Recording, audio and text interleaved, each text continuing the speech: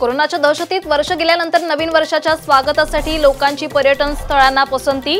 मुंबई पुण्यात मात्र 11 वाजेपर्यंत सेलिब्रेशनला परवानगी।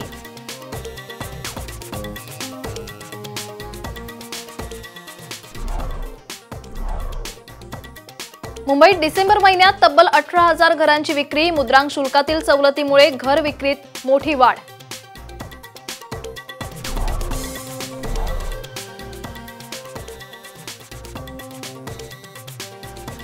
करदात्यांना दिलासा। आयटी रिटर्न बाबत केंद्र सरकारची मोठी घोषणा। 10 जानेवारीपर्यंत आयटी रिटर्न भरता येणार।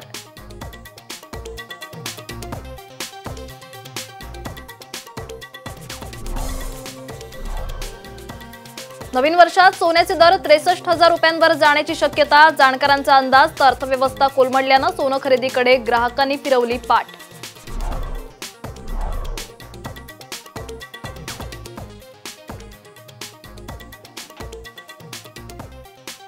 कशेडी घाटात 50 फूट खोल दरीत कोसळली बस। भीषण अपघातात 8 वर्षांच्या मुलाचा मृत्यू तर 29 जण जखमी।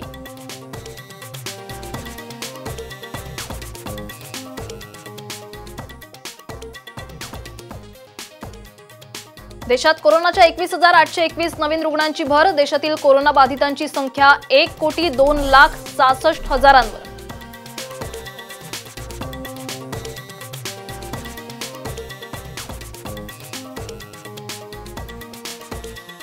आणि 15 दिवसांचं क्वारंटाईन पूर्ण करून रोहित शर्मा टीम इंडियात दाखल। 7 जानेवारीपासून सुरू होणाऱ्या सिडनी कसोटीत खेळण्याची शक्यता।